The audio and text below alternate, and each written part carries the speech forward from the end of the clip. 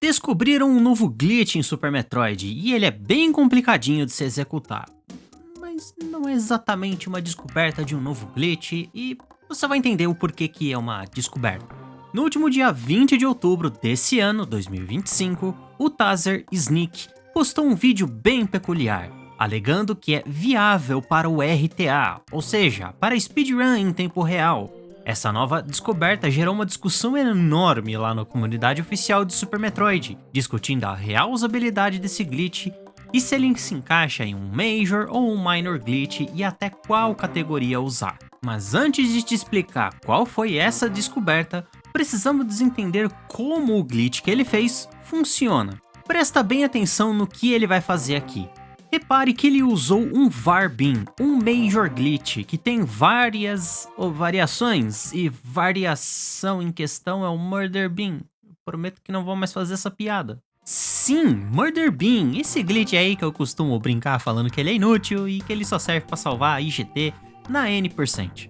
Todos os VAR Beams são glitches que causam uma espécie de Memory Corruption, ou seja, está corrompendo os valores de memórias temporários armazenados. Por isso ele é considerado um Major Glitch, porque o impacto dele no jogo é muito grande. Para ativar o VAR Beam, precisamos obrigatoriamente de Plasma mais Spacer e outros Beams que vão depender de qual variação será utilizada. E existem 3 variações do VAR Beam. Eu não vou fazer a piada. E eu vou nomear e já explicar cada uma delas. A primeira é o Chainsaw Beam. O Chainsaw Beam é uma combinação dos beams, Wave Beam mais Spacer e Plasma Beam, com um Ice Beam não equipado. O Charge Beam pode até estar equipado, mas disparos carregados podem travar o jogo. O nome Chainsaw, que no português é motosserra, remete ao fato de ter uma alta taxa de disparo com um curto alcance, e ele também não possui um projétil visível. Para ativar esse danadinho, precisamos desligar o Ice Beam e ativar o Spacer. Depois, mova o marcador para qualquer uma das botas e pressione esquerda A ao mesmo tempo. Isso fará com que o Plasma Beam seja equipado junto do Spacer, aparecendo VAR do lado. Por isso que o glitch se chama VAR Beam. Depois é só despausar o jogo e começar a disparar, mas nada vai acontecer, porque como eu expliquei, os projéteis são invisíveis e de curto alcance. Você só vai conseguir causar dano com o Chainsaw Beam enquanto usar uma Power Bomb. Ele vai causar 150 de dano de contato e pode se repetir até 7 vezes por explosão de Power Bomb. Enquanto a Power Bomb explodir, além do dano, pode acontecer os seguintes efeitos. Causa danos em inimigos com o mesmo tipo de dano do Super Missile. Ele não vai causar o mesmo valor de dano, e sim o tipo de dano. Por exemplo, em um inimigo onde não é possível atirar com qualquer outra munição, a não ser o Super Missile, o Chainsaw Beam irá funcionar, como os Side Hoppers de Thurian. Muita gente acha que eles são imortais, o que é mentira. Sim, eles morrem com o Super Missile. Abrir portas e portões azuis quando em contato, prevenir que portas amarelas sejam abertas pela Power Bomb, o que não faz o menor sentido, além de bugar a exibição da explosão da Power Bomb e causar muito lag. Se usarmos ele sem a Power Bomb, ele abre portas e portões azuis, incluindo os do lado contrário, desde que estejam para a esquerda, e quebra blocos quebráveis. Em resumo, eu vivo sacaneando o Murder Beam por ser inútil, quando na verdade o Chainsaw Beam é o verdadeiro inútil aqui. Menos útil, para não ser tão duro com ele. A segunda variação do VAR Beam é o Space Time Beam, que inclusive usamos ele para pegar os mais de 1000% nesse vídeo aqui no card. Dá uma conferida lá assim que terminar isso aqui. Passou uma moto aqui que caramba. O Space Time é uma combinação inválida dos beams, assim como o Chainsaw Beam, exceto pelo Wave Beam. Podemos usar ele sem o Charge Beam, mas é recomendável ter o item para que a utilização fique mais fácil. Essa combinação, que como eu disse é inválida, faz com que tudo no jogo, exceto o seu equipamento atual, seja resetado. Tudo volta ao seu estado original. Isso significa que itens já previamente coletados, bosses e mini-bosses ressurgirão, eventos serão anulados, portas voltarão às suas cores originais e por aí vai. Para ativar o Space Time, é o mesmo princípio do Murder Beam, exceto pelo fato de que não usaremos um tiro carregado. Desativaremos o Wave Beam e ativaremos o Spacer. Deixamos a seleção em qualquer uma das botas, pressionamos esquerda A ao mesmo tempo para o VAR aparecer do lado do plasma. Despause o jogo, atire e saia imediatamente da sala que você está. Se a transição for concluída e a HUD estiver toda bagunçada, o glitch funcionou. Mas isso não vai funcionar em todas as salas do jogo. Precisa ser uma sala grande, igual a sua mãe, e ainda mesmo assim pode ser que ele não funcione. Olha aí a comparação executando no emulador e no console. Para você que tenha dúvida se funcionam em um e outro, a resposta é simples. Tanto faz, funciona nos dois.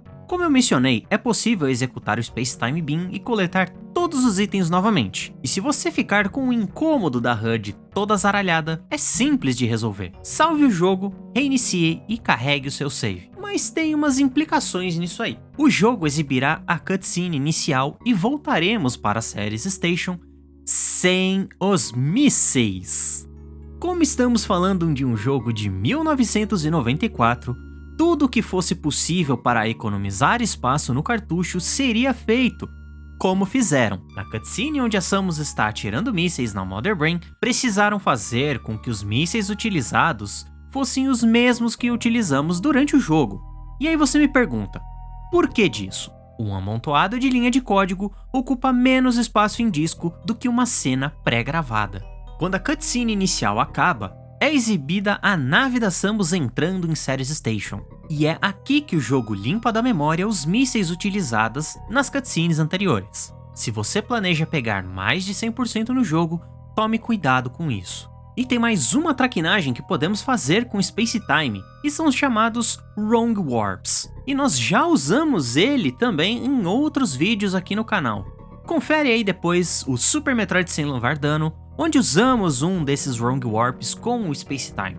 O Wrong Warp mais conhecido é o da categoria de speedrun GT Code Space Time.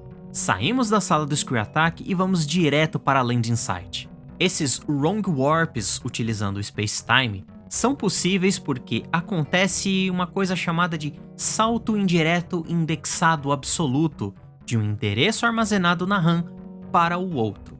Mas isso vai variar dependendo da configuração de BIM utilizada. Se a configuração for diferente, o endereço de salto será diferente, obviamente.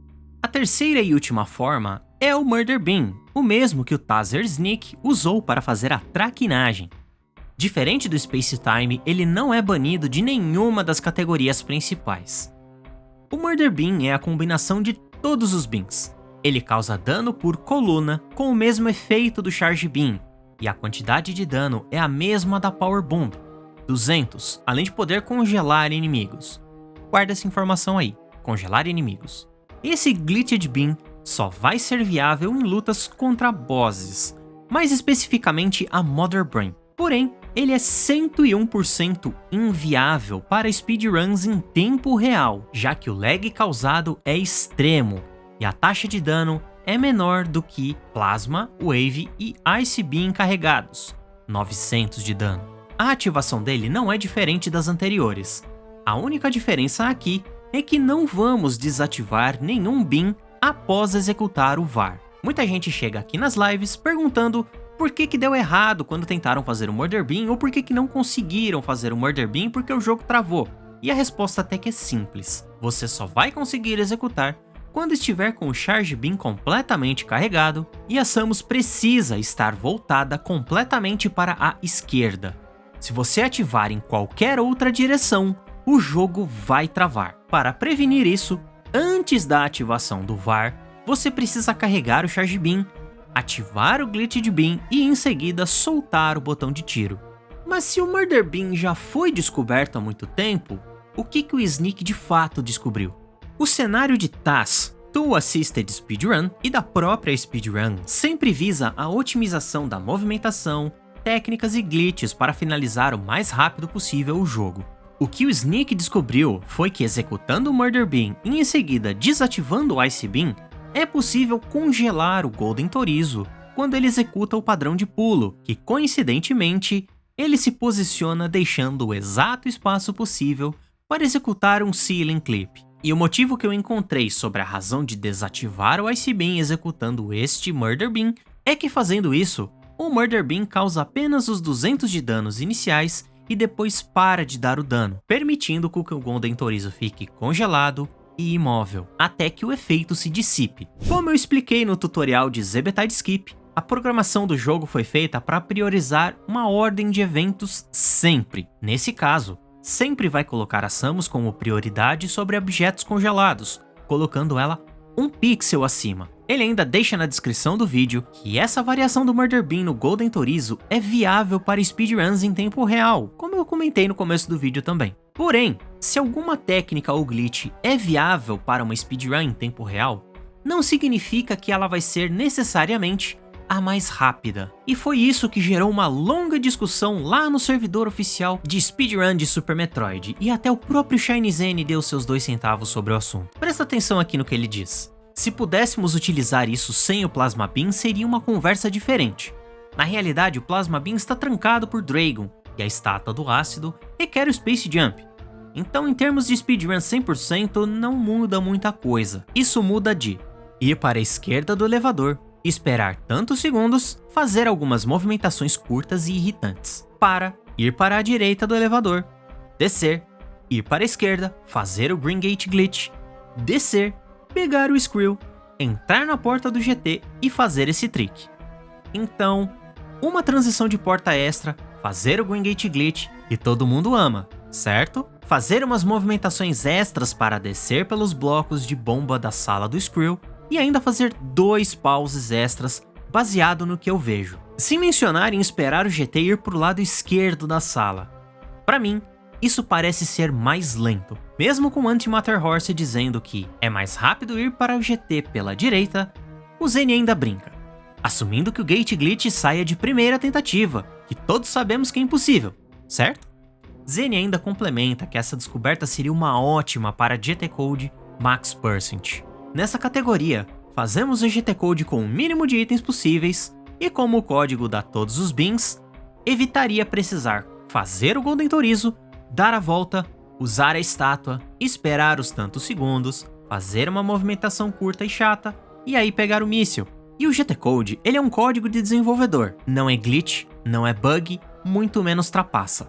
Acredita-se que ele servia para testar as mecânicas do jogo enquanto estava em produção, e esse código foi descoberto por acaso, quando tentavam entender por que a Samus perdia os mísseis na cutscene inicial do jogo, como eu expliquei anteriormente lá na parte do Space Time. Temos também um vídeo explicando mais sobre o GT Code, confere aí no card também, tem muito vídeo aí no canal e muito conteúdo para você assistir. E você?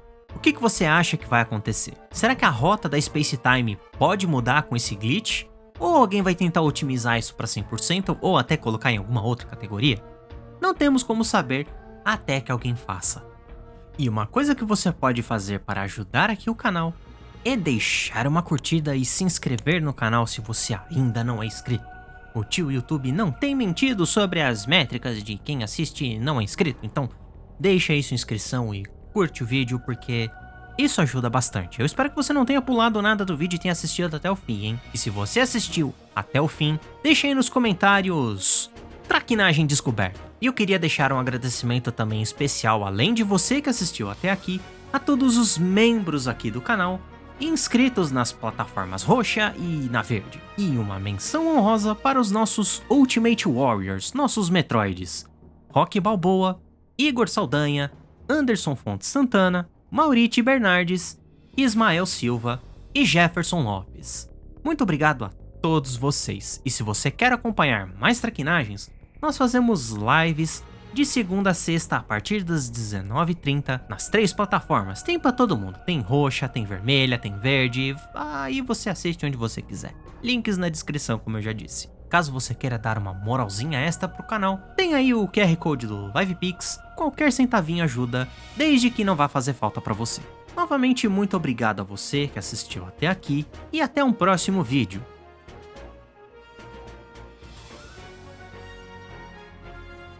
Você tá esperando o quê? Eu não vou desativar o Ice Beam pra te congelar não. Vai, acabou o vídeo.